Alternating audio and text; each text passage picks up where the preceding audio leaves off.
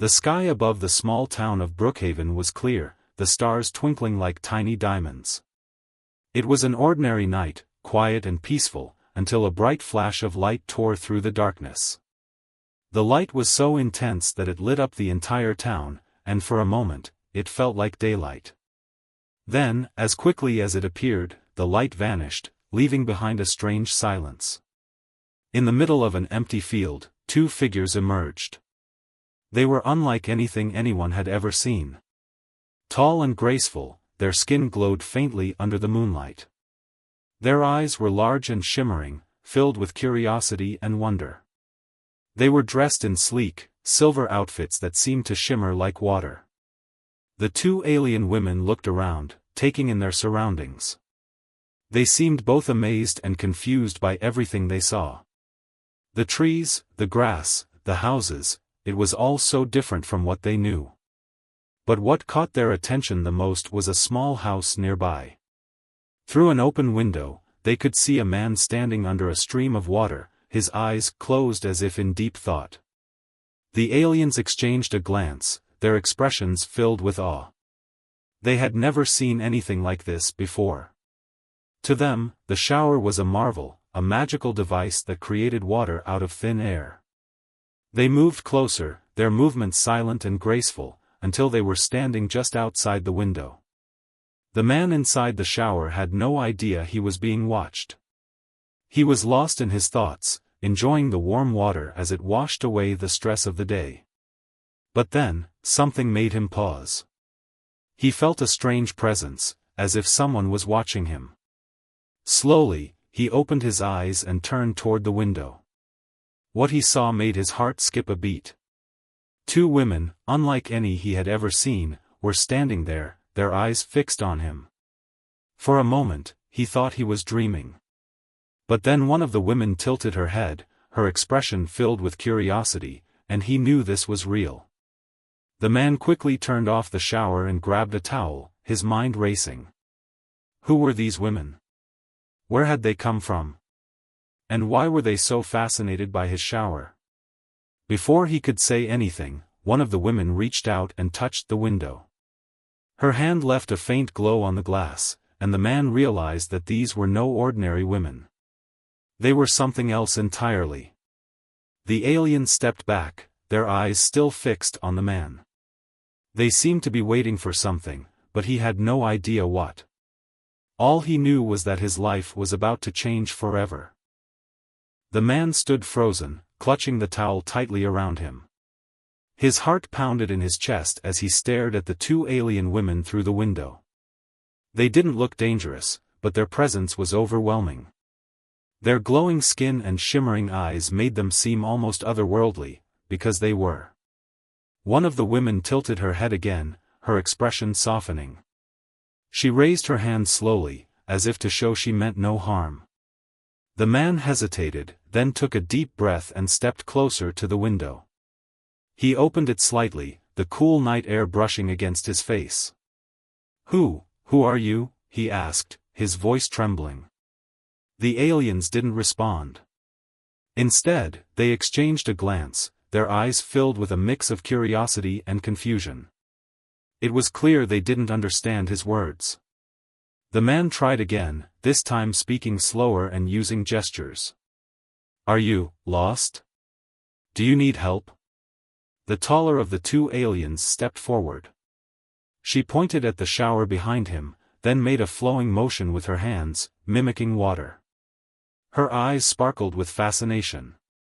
The man frowned, trying to understand. "The shower? You're interested in the shower?" The alien nodded eagerly, her expression lighting up. She pointed to herself, then to the shower, as if asking for permission. The man hesitated. This was beyond anything he had ever experienced. But something about their gentle demeanor made him feel they weren't a threat. "Okay," he said slowly, stepping aside. "Come in, I guess." The aliens didn't need to be told twice. They moved with an almost ethereal grace, stepping through the window as if it were the most natural thing in the world. The man watched in awe as they entered his small bathroom, their eyes scanning every detail. The taller alien approached the shower and turned the knob gently. Water began to flow, and she gasped softly, her eyes widening in wonder. She reached out, letting the water run over her hand. A smile spread across her face, and she turned to her companion, speaking in a series of melodic tones that the man couldn't understand. The second alien joined her, equally fascinated. They seemed to be communicating with each other, their voices soft and musical. The man stood back, unsure of what to do. He felt like an outsider in his own home, but at the same time, he was captivated by their wonder. After a few moments, the taller alien turned to him. She pointed to the shower, then to herself, and made a questioning gesture. "You want to try it?" the man asked, raising an eyebrow. She nodded eagerly. The man hesitated again. This was getting stranger by the minute. But he couldn't deny the innocence in their eyes. They seemed like children discovering something new for the first time. "All right," he said, stepping forward. "But let me show you how it works." He adjusted the temperature and demonstrated how to use the shower. The aliens watched intently, their eyes wide with fascination.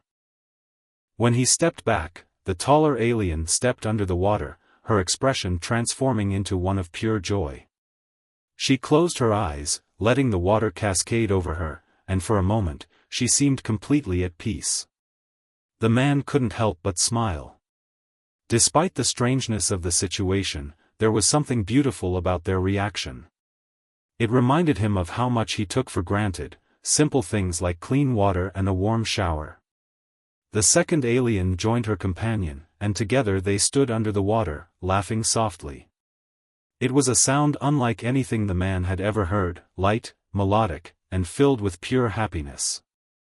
As he watched them, the man felt a strange connection forming. These beings, so different from him, were experiencing something he had always considered ordinary. And in their wonder, he began to see the world through their eyes. But the moment was short-lived. A loud noise outside broke the silence, and the man's heart skipped a beat. He rushed to the window and peered outside. In the distance, he saw flashing lights and heard the sound of engines. "Oh no," he muttered. "They're here." The alien seemed to sense his fear. They stepped out of the shower, their expressions turning serious. The taller alien placed a hand on his shoulder, her touch warm and reassuring. The man looked at her, his mind racing. He didn't know who these aliens were or where they had come from, but one thing was clear, they needed his help. "We have to go," he said urgently. "Now." The aliens nodded, their eyes filled with trust. The man grabbed a jacket and led them to the back door, his heart pounding. He didn't know what was coming, but he knew one thing for sure, this was only the beginning. The man led the two aliens through the dark, narrow alley behind his house. The sound of engines and distant voices grew louder, and he knew they didn't have much time. He glanced back at the aliens, who followed him silently, their glowing skin faintly illuminating the path. Despite the urgency, they moved with an almost serene calmness, as if they trusted him completely. "This way," he whispered, gesturing toward a small shed at the end of the alley. They slipped inside, and the man closed the door quietly behind them.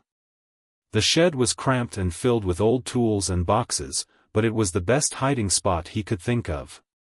He peeked through a crack in the door, watching as a group of government vehicles pulled up to his house. Men in uniform stepped out, their flashlights scanning the area. The man's heart raced. He turned to the aliens, who were crouched beside him.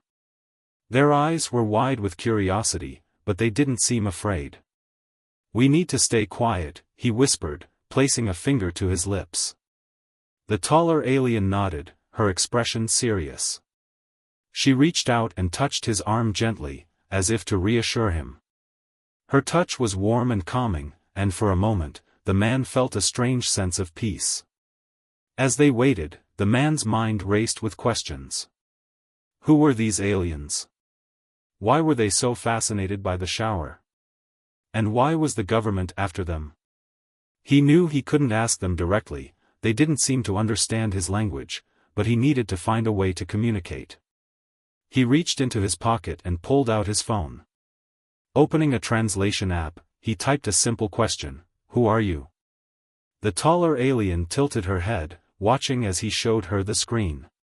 She pointed to herself and then to her companion, speaking in soft, melodic tones. The man's phone translated her words, "We are from far away. Our world is dying." The man's eyes widened. "Your world is dying?" The alien nodded, her expression somber. She pointed to the ground and made a sweeping motion with her hand, as if to indicate the earth. Then she pointed to the sky and mimicked a falling motion. "You came here, to escape?" the man asked. The alien shook her head. She pointed to the shower again and made the flowing water motion with her hands. Then she pointed to herself and her companion, and finally to the sky. The man frowned, trying to piece it together. "Water is important to you?" The alien's eyes lit up, and she nodded eagerly. She placed a hand over her heart and then pointed to the shower, her expression filled with longing. The man began to understand. On their planet, water was scarce, maybe even non-existent. The shower, something so ordinary to him, was a miracle to them. It represented life, something their world no longer had. "I get it," he said softly. "You're here because of the water." The alien smiled, her eyes shimmering with gratitude. She reached out and touched his hand, her touch warm and gentle. The moment was interrupted by the sound of footsteps outside the shed. The man froze, his heart pounding. He held his breath as the footsteps grew closer, the beam of a flashlight sweeping across the shed's door. The alien seemed to sense the danger. They crouched lower, their glowing skin dimming as if they were trying to blend into the shadows. The man's mind raced. If they were found, there was no telling what would happen. The footsteps stopped just outside the door. The man could hear the faint sound of radio static and muffled voices. He clenched his fists, preparing for the worst. But then, the footsteps moved away. The man let out a quiet sigh of relief, his shoulders relaxing. He turned to the aliens, who were still crouched beside him. "We can't stay here," he whispered. "We need to find a safer place." The taller alien nodded, her expression determined. She pointed to the sky again and then to the man, as if to say, "We need your help." The man hesitated. This was more than he had bargained for. But as he looked into the alien's eyes, he felt a sense of responsibility. They had come to Earth seeking something they couldn't find on their own world, and they had trusted him to help them. "All right," he said finally. "I'll do what I can." The alien smiled, her eyes filled with gratitude. She reached out and touched his arm again, her touch warm and reassuring. The man took a deep breath and peeked out the door. The coast was clear, but he knew they weren't safe yet. He gestured for the aliens to follow him, and they slipped out of the shed, moving quietly through the shadows. As they made their way through the dark streets, the man couldn't help but wonder what he had gotten himself into. But one thing was certain, this was no ordinary night. The arrival of these aliens had changed everything, and he was about to embark on a journey he would never forget.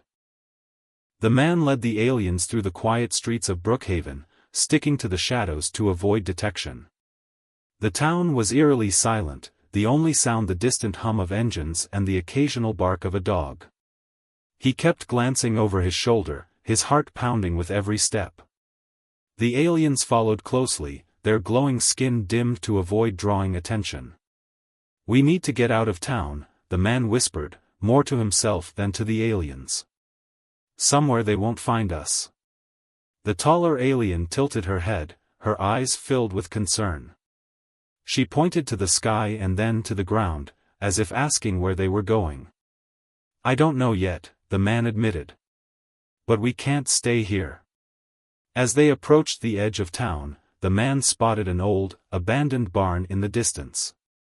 It was far enough from the main road to be safe, at least for now. He gestured toward it, and the aliens nodded in understanding. They slipped inside the barn, the air thick with dust and the scent of hay. The man closed the door quietly behind them and leaned against it, catching his breath. The aliens looked around, their eyes wide with curiosity. "We'll stay here for now," the man said, his voice low. "But we need to figure out what to do next." The taller alien stepped forward and placed a hand on his shoulder. Her touch was warm and reassuring, and for a moment, the man felt a sense of calm. She pointed to herself and then to her companion, speaking in soft, melodic tones. The man's phone translated her words, "Thank you for helping us." The man nodded, a small smile forming on his lips. "You're welcome.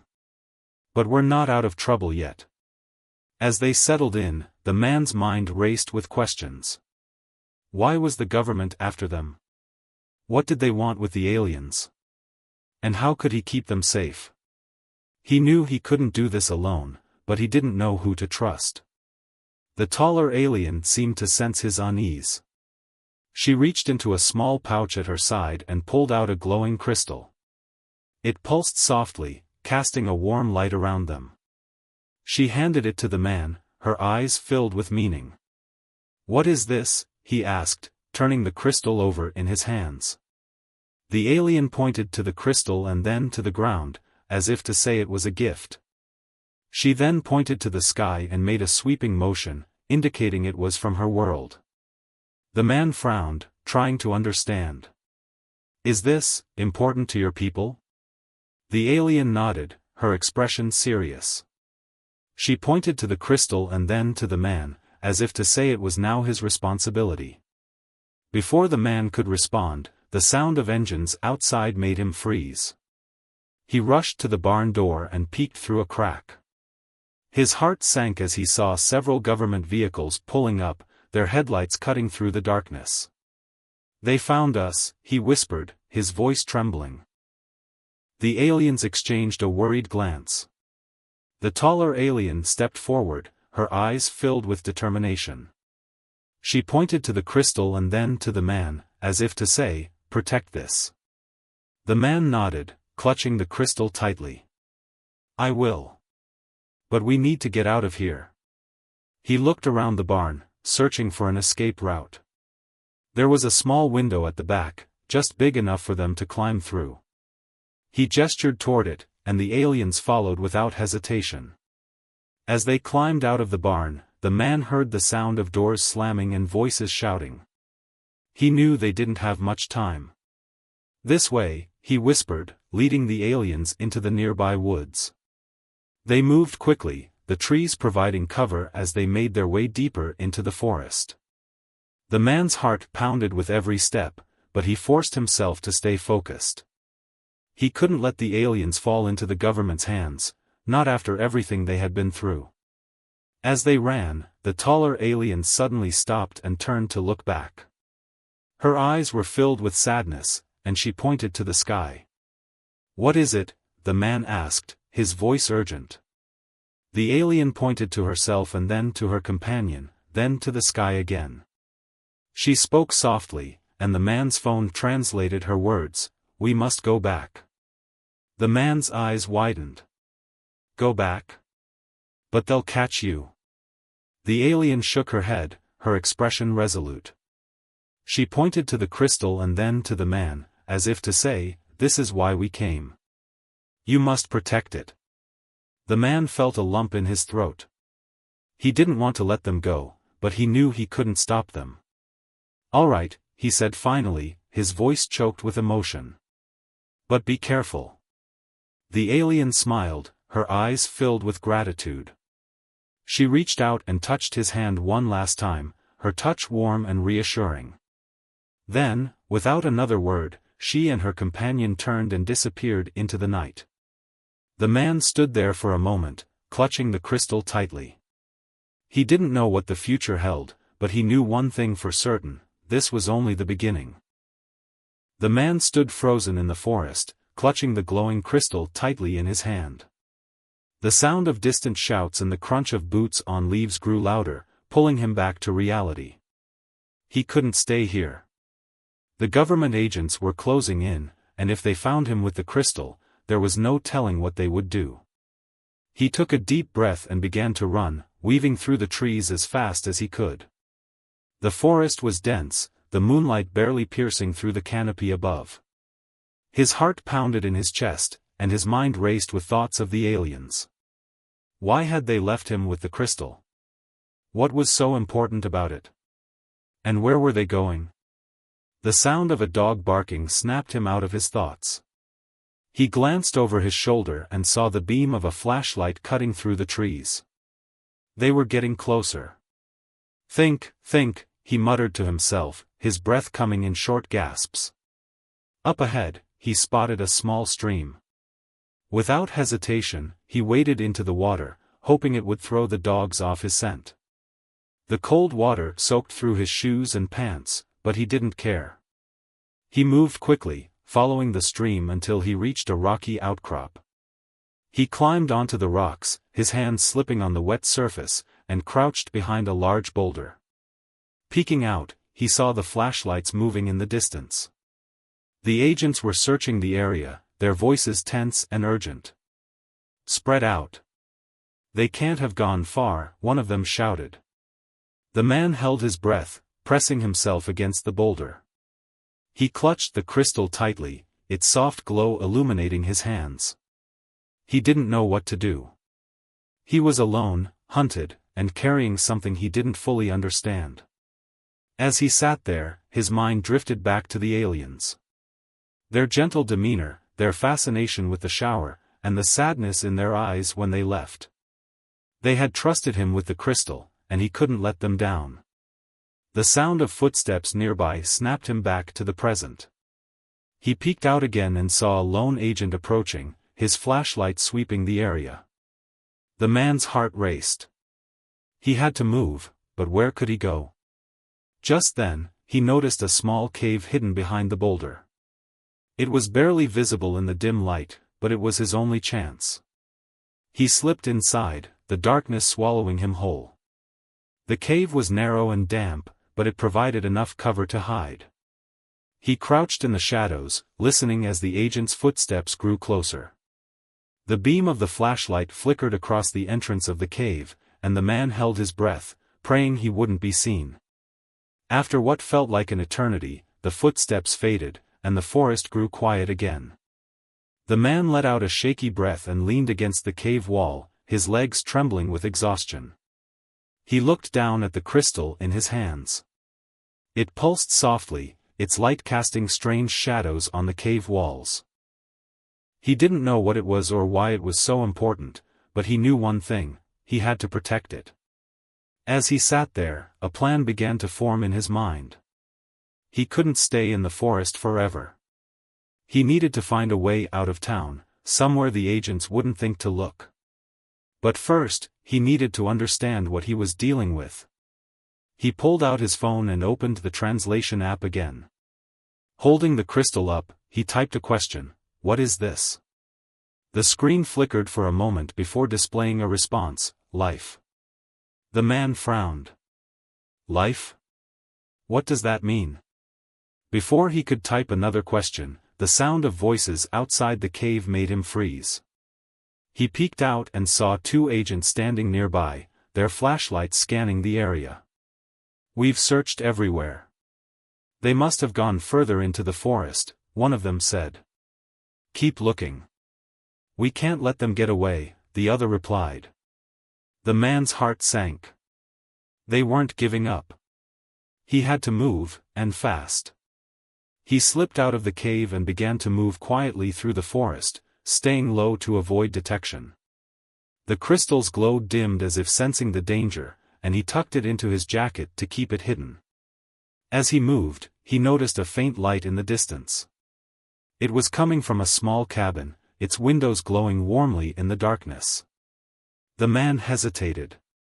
He didn't know who lived there, but it was his only chance. He approached the cabin cautiously, his heart pounding. He knocked on the door softly, hoping whoever was inside would help him.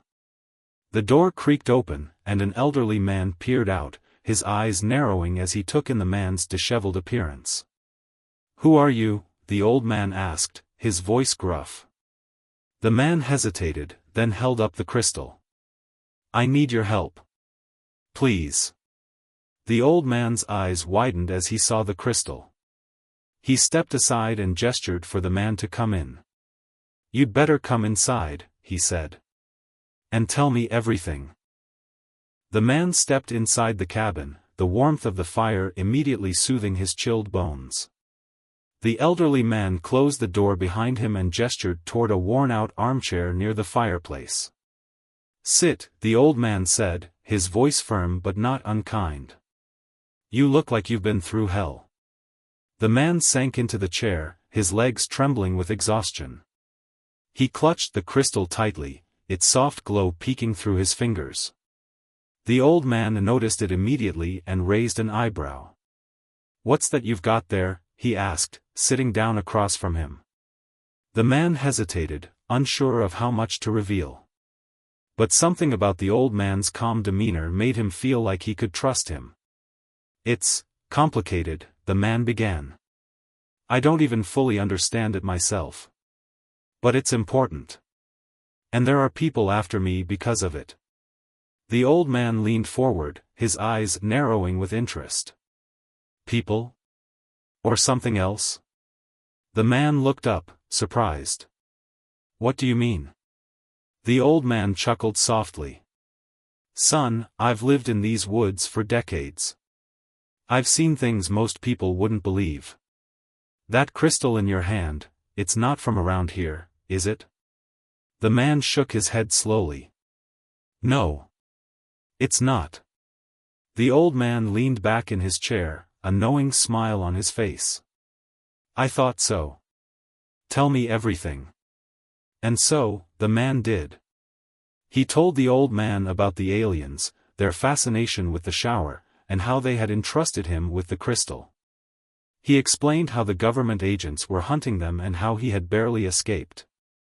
The old man listened intently, his expression growing more serious with each passing moment. When the man finished, the old man sat in silence for a while, staring into the fire.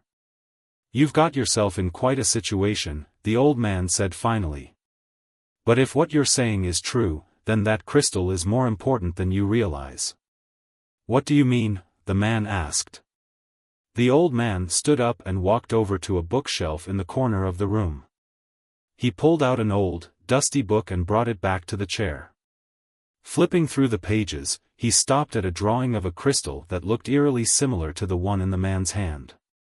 "This," the old man said, pointing to the drawing, "is a life crystal.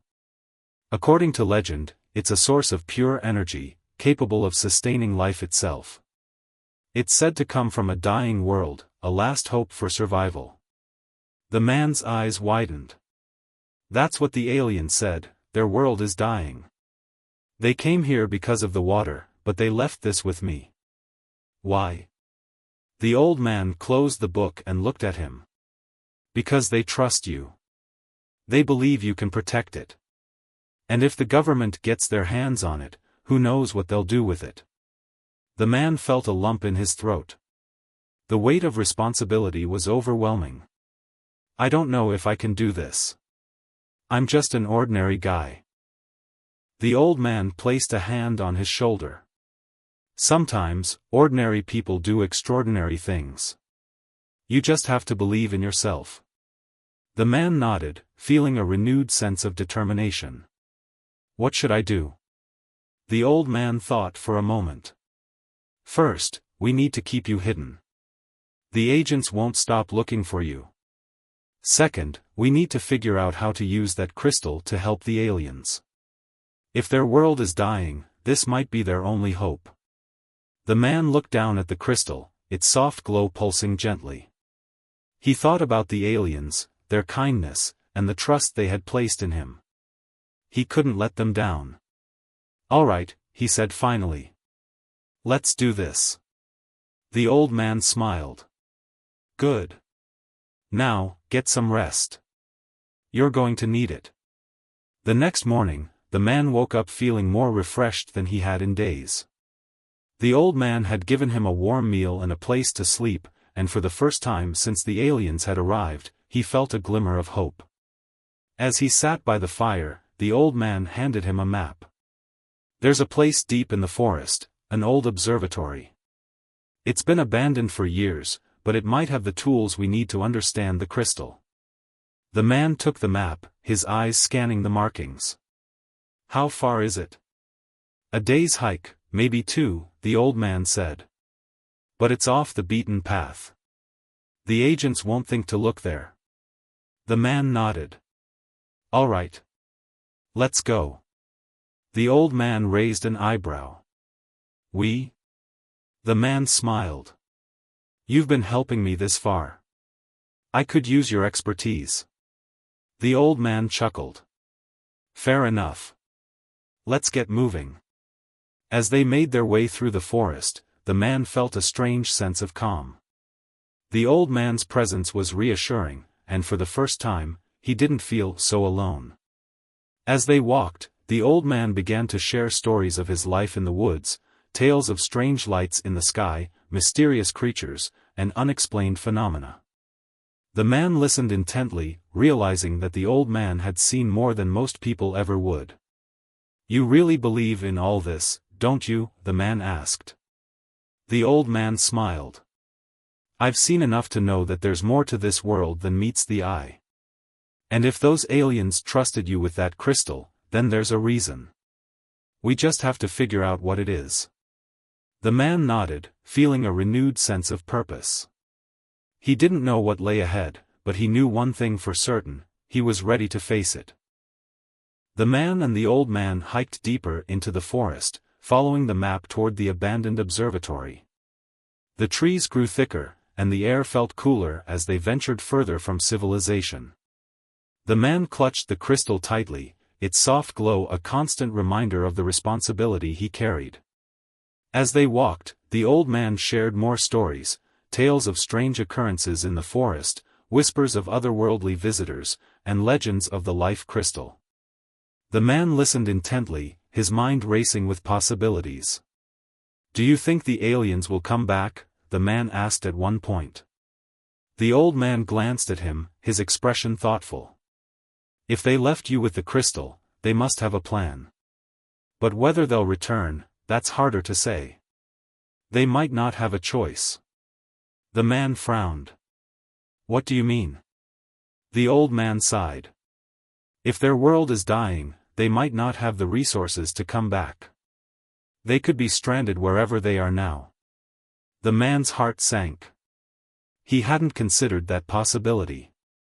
The thought of the aliens being trapped, unable to return, filled him with a deep sense of sadness. "We have to help them," he said firmly. The old man nodded. "That's why we're going to the observatory.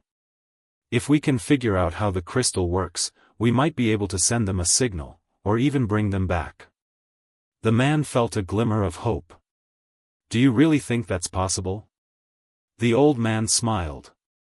"Stranger things have happened." By late afternoon, they reached the observatory. It was an old, crumbling structure, its dome covered in moss and vines. The door was rusted shut, but with some effort, they managed to pry it open. Inside, the observatory was dark and dusty, filled with outdated equipment and stacks of old books. The man looked around in awe, feeling as though he had stepped into another world. "This place hasn't been used in decades," the old man said, brushing dust off a control panel. "But with a little work, we might be able to get it running." The man set the crystal down on a table, its glow illuminating the room. "What do we do first?" The old man began flipping switches and adjusting dials, his hands moving with practiced ease. "We need to power up the equipment. If we can channel the crystal's energy, we might be able to amplify its signal." The man watched as the old man worked, feeling a sense of admiration for his resourcefulness. Despite his age, the old man was sharp and determined, his eyes filled with a quiet intensity. After several minutes, the equipment began to hum softly, the lights flickering to life. The old man grinned. We're in business. He connected the crystal to a series of wires and began adjusting the controls. The crystal's glow intensified, pulsing in rhythm with the hum of the machinery. "What's happening?" the man asked, his voice filled with awe. The old man didn't answer right away. He was focused on the controls, his hands moving quickly. Finally, he stepped back and pointed to a monitor. "Look." The man leaned in, his eyes widening as he saw a series of symbols appear on the screen. They were unlike anything he had ever seen, complex and intricate, yet strangely beautiful. "What is that?" he asked. The old man's expression was serious. "It's a message. From the crystal." The man felt a chill run down his spine. "A message? What does it say?" The old man shook his head. "I don't know. But if we can decode it, we might be able to understand what the aliens are trying to tell us." For hours, they worked together, poring over books and notes, trying to decipher the symbols. The man's mind was racing, his excitement growing with each passing moment. He felt as though they were on the verge of something incredible. Finally, the old man let out a triumphant laugh. "I've got it." The man rushed over, his heart pounding. "What does it say?" The old man pointed to the screen. "It's a set of coordinates. And a warning." "A warning?" the man asked, his stomach tightening. The old man nodded. "The crystal is a beacon. It's meant to guide the aliens back to their world. But if it's activated, it could also attract unwanted attention." The man frowned. "What kind of attention?" The old man's expression darkened. "The kind we don't want to deal with. If the government, or anyone else, finds out about this, they'll stop at nothing to get their hands on it." The man felt a surge of fear. "What do we do?" The old man hesitated, then placed a hand on his shoulder.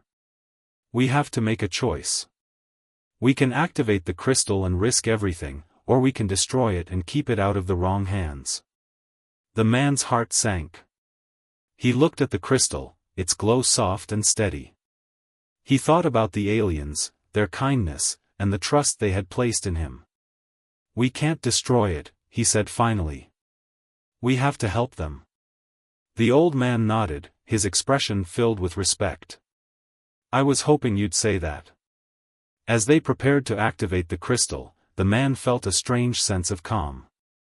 He didn't know what would happen next, but he knew one thing for certain: he was ready to face it.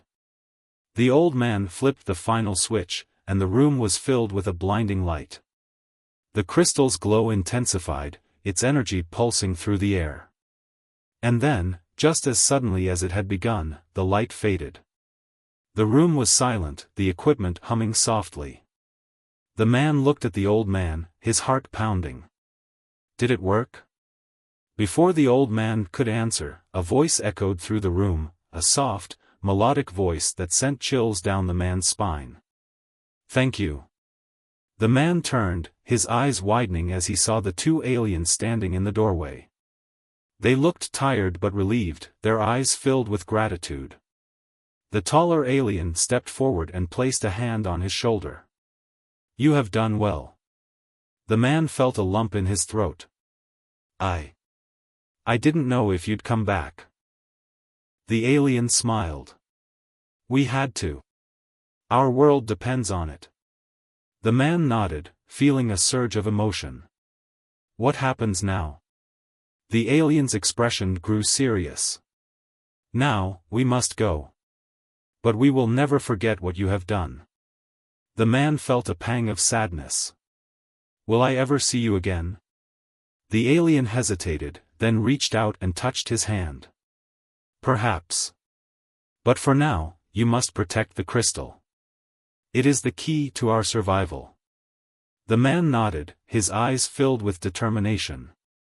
"I will." The aliens exchanged a glance, then turned and disappeared into the night. The man stood there for a moment, clutching the crystal tightly. The old man placed a hand on his shoulder. "You did good, son. The man smiled, feeling a sense of peace. We did good. The man stood in the observatory, the crystal still glowing softly in his hands. The room was quiet now, the hum of the machinery fading into the background. He felt a mix of emotions, relief, sadness, and a deep sense of accomplishment. The aliens were gone, but their presence lingered in the air, a reminder of the extraordinary journey he had been a part of. The old man broke the silence, his voice gentle but firm. They're gone, but their mission isn't over. And neither is yours. The man looked at him, his brow furrowed. What do you mean? The old man gestured to the crystal. That thing is more than just a beacon. It's a symbol of hope, for them and for us. If their world is dying, this crystal might be the key to saving it. And if the government or anyone else gets their hands on it, that hope could be lost forever. The man nodded, his grip tightening on the crystal. I understand. But what do I do now? I can't just keep running. The old man thought for a moment, then walked over to a dusty cabinet in the corner of the room. He opened it and pulled out a small, intricately designed box. This belonged to my grandfather. He was a scientist, just like me. He always said it was meant for something important. He handed the box to the man, who opened it carefully. Inside was a strange device, a mix of wires, gears, and what looked like a small screen.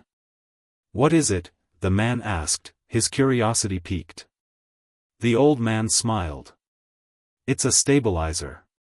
If we connect it to the crystal, it'll amplify its energy and make it easier to control. We can use it to send a stronger signal, one that might reach the aliens' world. The man's eyes lit up.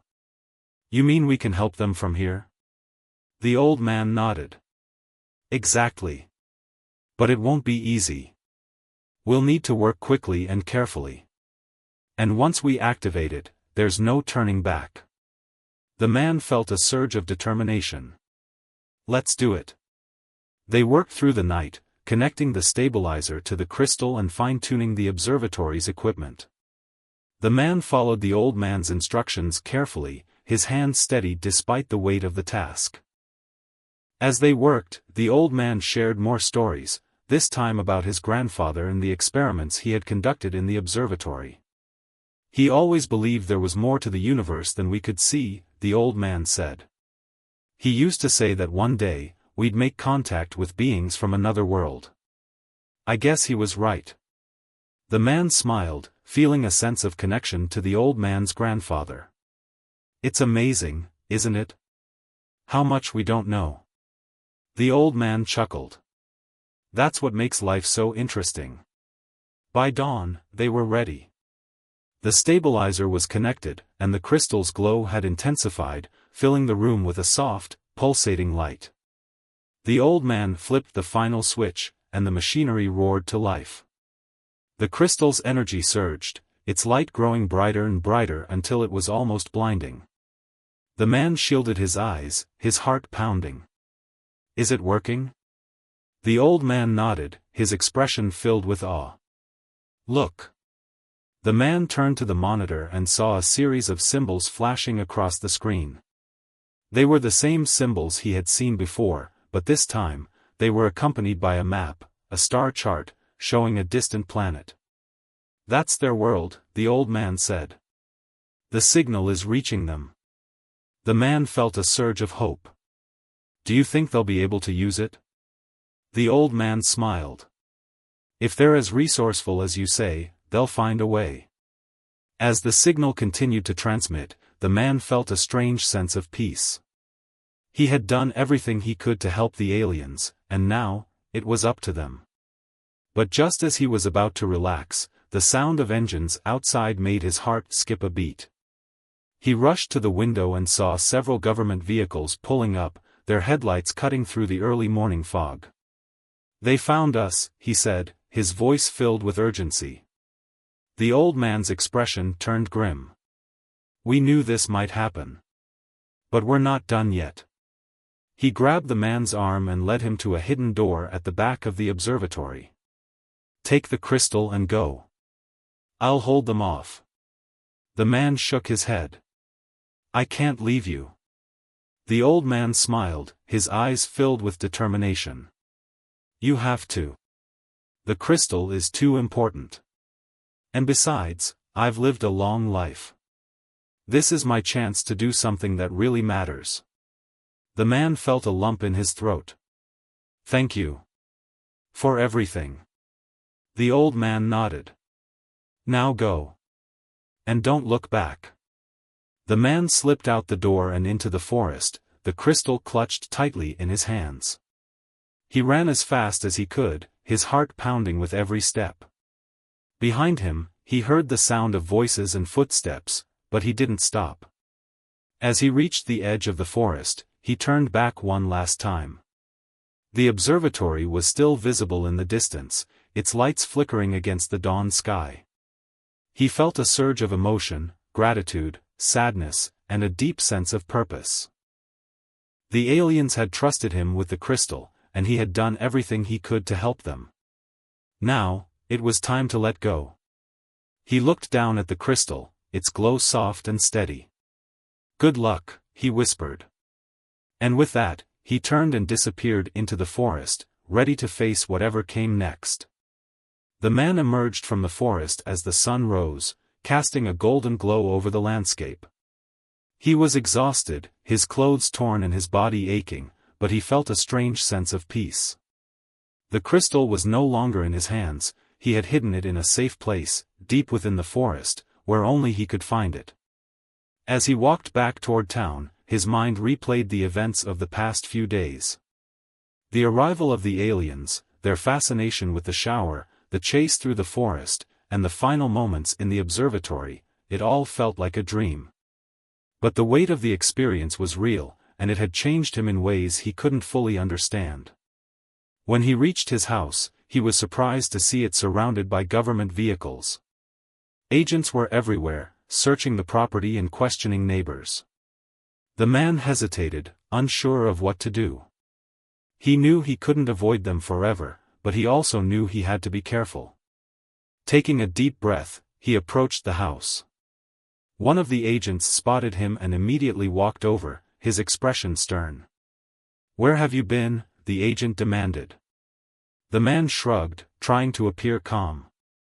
"I went for a hike. Needed some time alone." The agent narrowed his eyes. "We've been looking for you. There have been reports of strange activity in the area, and we think you might be involved." The man raised an eyebrow. "Strange activity? Like what?" The agent hesitated, as if unsure how much to reveal. "Lights in the sky. Unidentified figures. We think it might be connected to you."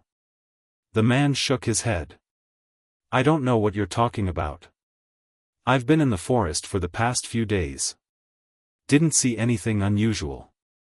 The agent studied him for a moment, then nodded. "All right. But if you hear or see anything, you need to let us know immediately." The man forced a smile. "Of course." Once the agents left, the man went inside and collapsed onto the couch. He felt drained, both physically and emotionally. But as he sat there, his mind kept returning to the aliens and the crystal. He thought about the old man and the sacrifice he had made. He thought about the aliens' world, dying and in need of hope. And he thought about the crystal, hidden away but still pulsing with energy. The man knew he couldn't keep the crystal forever.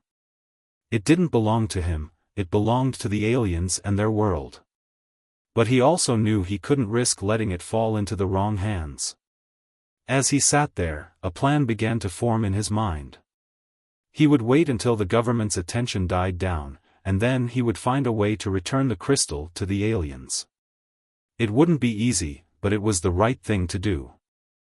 Weeks passed, and life slowly returned to normal. The government agents left town, and the strange lights in the sky became a distant memory. But the man never forgot. One night, he returned to the forest and retrieved the crystal. Its glow was as soft and steady as ever, a reminder of the hope it represented. He made his way to the observatory, which had been abandoned once again. The old man's presence lingered in the air, and the man felt a deep sense of gratitude for everything he had done. He connected the crystal to the machinery and activated the signal one last time. The room filled with light, and the monitor displayed the same star chart he had seen before. "This is for you," he whispered, as if the aliens could hear him. "Thank you for trusting me." As the signal transmitted, the man felt a sense of closure. He had done everything he could to help the aliens, and now, it was time to let go. The next morning, the man woke up feeling lighter than he had in weeks. He went about his day as usual, but something had changed. He found himself appreciating the little things, the warmth of the sun, the sound of birds chirping, the feel of water running over his hands. The aliens had shown him the beauty of the ordinary, and he would never take it for granted again. As he stood in his kitchen, washing his hands in the sink, he thought about the shower and the aliens' fascination with it. He smiled, realizing how much he had learned from them. Life was precious, and every moment was a gift. The aliens had come to Earth seeking hope, and in doing so, they had given him a new perspective. The man turned off the water and dried his hands. He didn't know if the aliens had received the signal or if their world had been saved. But he knew one thing for certain: he had done his part. And that was enough.